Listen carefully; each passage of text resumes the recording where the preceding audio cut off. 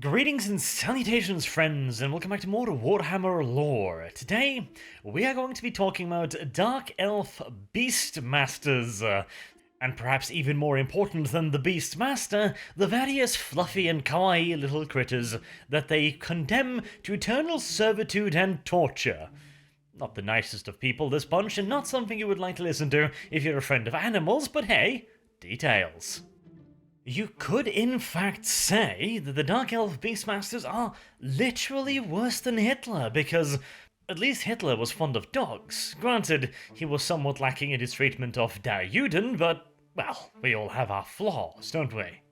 Oh, and again, to try and illustrate just how much of bad people— that's a word, I promise— the Beastmasters really are. Their aptitude for becoming Beastmasters is determined in their early formative years. For example, if they have a fondness of torturing kittens to death, then that's a pretty good sign that they're probably going to be a good Beastmaster. And as if the slow and deliberate mistreatment of fluffy-wuffy kittens with various cruel and unusually blunt objects was enough to pile driver home the exceptionally obvious point, namely that Dark Elves are crystal clear cunts, then consider this.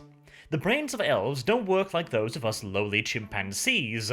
They have a natural ability to connect with and empathize with other living creatures, but instead of using this marvelous ability to pet and gently love the various nekomimied creatures of the world, they use it to understand how to best hurt said cute-as-button creatures. Oh, and by the way, as a bit of a sidestep here, who on God's green glorious earth invented the term cute as a button? No, genuinely. Seriously, what kind of plastophilic maniac would be attracted to a button? Not to mention the logistics involved in sexually abusing said button. Come to think of it, I might be overthinking this, but then again, we live in a world where people are sexually attracted to tree trunks, so maybe I am underthinking this. Never mind, let us return to the topic of abusing animals. Wait, no. Or well, actually, that is what I was discussing, but not in that way. It's not like I'm writing a guide for animal abuse or anything. I'm just happening to talk about a bunch of people that find animal abuse exceedingly funny. This is going to be the video that finally gets my channel shut down, isn't it? Oh well, I've started it now, so we can't stop in the middle, can we? So, Beastmasters. Let us skip over the more uncomfortable aspects of the logistics of becoming one, and rather talk in a little bit more generalized terms, shall we? Once a Dark Elf is discovered to have a gift for torturing God's various creatures put on this earth, he is shipped off to one out of two places, Karond Kar or Claire Karond, depending on where his main talent lies. If he gets shipped off to Karond Kar, it is expected that he will be utilizing his considerable gifts of uncomfortableness upon mostly a human slave population, as Karond Kar is one of the primary ports of commerce, quote-unquote, open to outsiders. And as such, this is where the Dark Elves gets most of their slaves, and also, naturally, where most of said slaves will be receiving their potty training. After all, you are not going to be spending good gold on a human slave that pisses all over the carpets, now are you? Incidentally, the human slave population might also be on the receiving end of a wide variety of correctional programs, designed to teach the furless little monkeys a modicum of civility and public decorum. Said lessons are naturally supplemented with a good old carrot and stick tactic, although with a minor Dark Elf modification, lovingly referred to as the stick and more stick doctrine. If you wish to be generous, of course, you might say that the occasional absence of stick serves as a form of carrot in and of itself, but we're getting awfully close to Slaaneshi territory here, so let us instead talk about the other destination an aspiring Beastmaster might be shipped off to, namely Claire Karond. This is where they will be learning to tame things that are more beastly. Now, of course, the Dark Elf definition of what is and isn't a beast is considerably wider than the human definition. As far as the Dark Elves are concerned, anything and everything that doesn't have pointy ears is basically a beast, therefore human slaves definitely do count. At Claire Karond, however, we are talking more actual beasts. This is in fact where many of the true breakthroughs of beast mastery, also probably a word I guess, were conducted. This is, for example, where the first harpies were tamed, and also where they figured out how to tame manticores, and also, perhaps the greatest achievement of all, where they figured out how to train the ferocious Charybdis. We'll get to that adorable little collection of tentacles and teeth in a little bit, but for now, let us talk a little bit about Clara Caronde. This is one of the largest shipbuilding ports in Naggaroth, and as such it requires a fairly considerable slave population, both of the furless monkey variety and the slightly more bestial variety, often used as beasts of burden. It is also, incidentally, the first place where the training of cold ones was started on a large scale. As such, it is a very, very wealthy city by Dark Elf standards. It is not only capable of buying vast quantities of slaves, which are then put to use building the Dark Elves' ships, it also produces huge numbers of, relatively speaking, tame animals that can be bought by the various clans at unbelievable prices. And it is quite fortunate for the Densians of this wonderful little city that they are capable of selling their produce at such a high price, because nobody likes them. Absolutely nobody. Even the people that live in the city don't like each other. Clara Caronde has been built and rebuilt so many times. The only thing that has remained constant is the biggest tower, the Tower of Doom, at the centre of the settlement. The damn thing is, at this point, not so much a city in the good old-fashioned meaning of the word, as a large gathering of various fortifications and destroyed fortifications, as every single family, clan, or company within the place build fortifications to keep themselves alive. As when I said nobody likes them, I meant that in the most literal sense possible. Clara Caronde is almost constantly riven by civil war, with various families and clans fighting each other for control over various areas. The only place they are not fighting each other are the dockyards themselves. They will fight over control of the dockyards, but violence may never spill into the dockyards, because the Witch King would prefer it if they kept the fuck out of that place and kept producing his ships. And none but the absolute stupidest of Dark Elves would think it a good idea to fuck with the Witch King, even in the most indirect of manners. Another excellent reason for why absolutely nobody likes Clara Caronde or anyone living in it is because they are basically heretics and apostates. In every single other Dark Elf settlement, Cain is naturally venerated above any and all other deities, but not so in Clara Caronde. In this hellhole, Cain is considered at best to be a secondary deity. Instead, the god of the savage hunt, or goddess, excuse me for misgendering this one, Anath Kaema, is the primary deity. She is the god of the hunt, although not to be confused with Kernus, the god of the, normal hunt. How do I put this?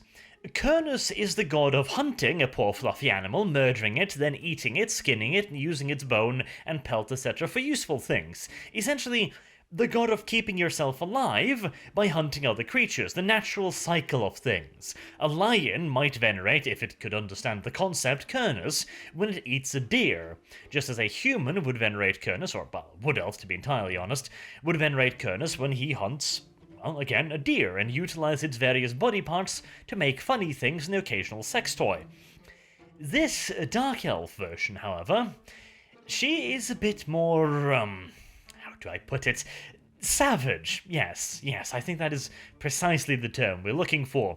She's not interested in hunting for any kind of, useful things like hide or meat. She simply likes to murder fluffy animals, and she prefers particularly to make sure that they know they are being hunted, so that they can run for their precious little lives through the forest until she finally hunts them down and viciously murders them in the most horrifying way possible.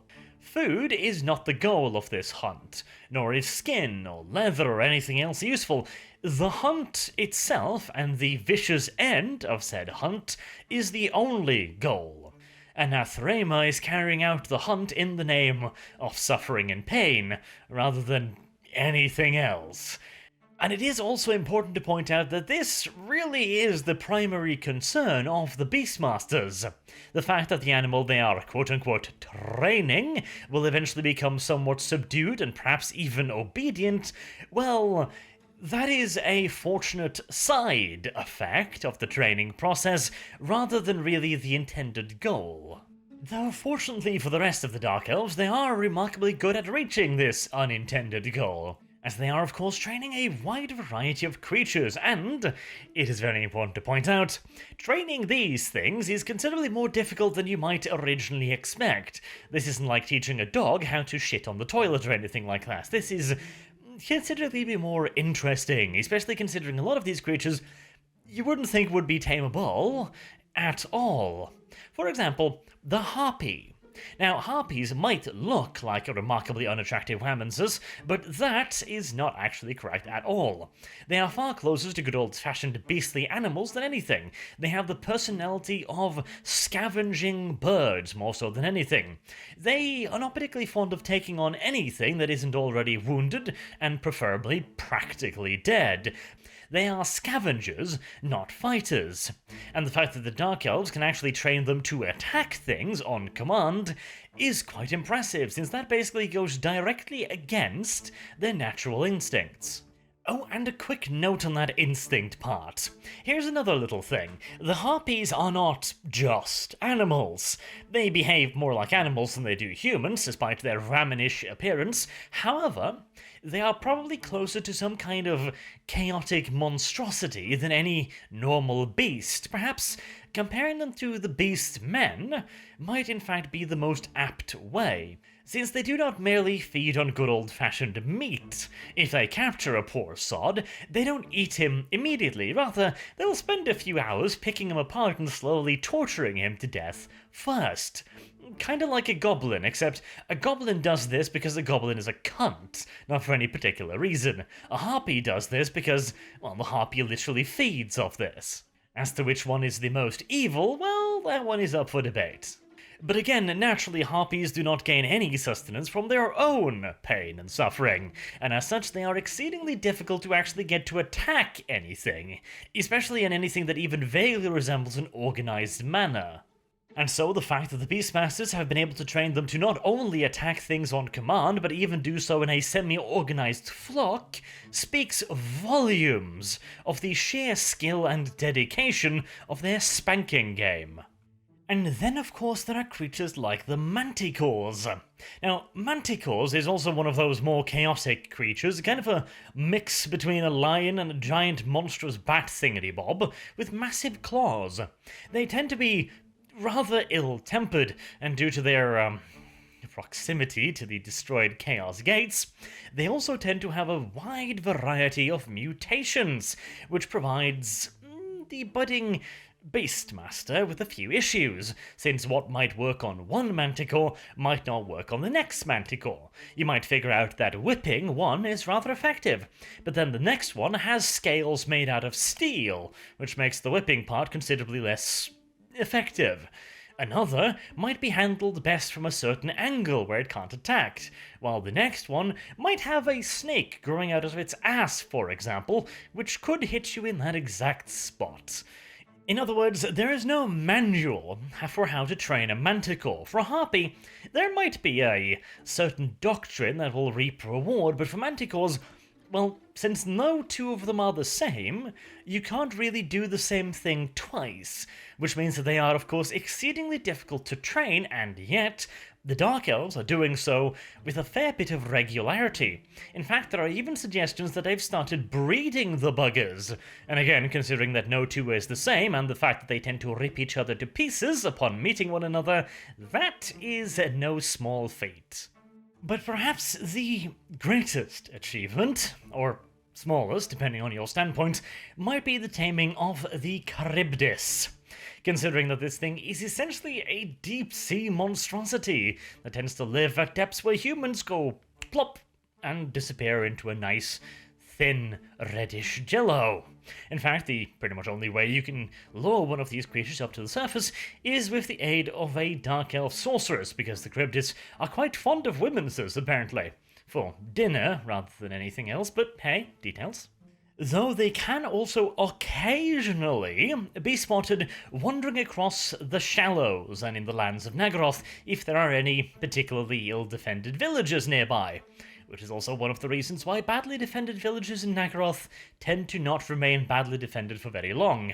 They either get well defended or there's no longer a village. Now, obviously, the simple fact that even getting your hands on one requires a fair bit of special preparations, not to mention Dark Elf sorceresses tend to not offer their services, cheaply, especially not when their service is essentially being bait for a deep-sea monstrosity. Then there's the fact that you need to keep this thing in a special cage, because while it is to a certain extent an amphibian, it cannot survive indefinitely if separated from the sea. Then, of course, there's the fact that the thing is evolved to live on the bottom of the goddamn ocean, which means its skin is rather tough. Inflicting pain on this thing is difficult to begin with, and then you also add on the fact that it is dumber than dirt and can barely understand the fact that you're even trying to hurt it. And even if you can get it through its thick fucking skull that you are indeed trying to hurt it, teaching it why you are hurting it and why it should stop doing something is even bloody worse. You know how professional dog trainers are like, if your dog shits on the carpet, you need to whack it right then and there, not like 30 seconds later, because then the dog is going to be like, why are you hitting me, master? Why are you a cunt? And not have the faintest idea? Well, the Charybdis is kinda like that, except you need to hit it within the millisecond, and then you need to explain to it via Venn diagrams why it did a bad thing, and that is after you have actually defined the bad thing. It's a 17-step program to teach the fucker that he shouldn't do something, and if you want to teach it to do something specifically, you had best be a patient little lad, a very, very patient little lad. And even then, assuming you've actually managed to teach the damn thing to do something, he'll remember it for, 3 days tops before going, derp, I do not know anything anymore, master. What's that? Eat dark elves. Ah, I see. That was the instruction. Nom nom nom nom nom nom. And of course the problem with that is, even if the Charybdis doesn't eat the Beastmaster, then you can bet your shiny little white ass that the commander of the Dark Elf regiment the Charybdis just numbed its way through will be thinking to himself, I am going to hold somebody very responsible for this. In fact, this is one of the leading causes of death for Beastmasters. Obviously, the biggest one is their own beasts, but them losing control of said beasts would be the second one. Not because the beast eats them, but because somebody decides, well, somebody's gonna have to be guilty for this, and it sure as hell isn't going to be me. Thusly, any aspiring Beastmaster that wishes to actually live for more than 2 or 3 years in his chosen profession had better get really, really good at politicking, or keep a substantial amount of pets around in case somebody near him figures that they have a serious blame allocation problem. But then again, that holds true for the vast majority of Dark Elf society, so I'm sure it's nothing to really worry too much about. After all, what is a dagger in the dark between friends? And that is where I will wrap up the video on Dark Elf Beastmasters and their various pets. Until next time, I have been Arch. Thank you very much for watching, and I hope to see you all again soon. Have a good day.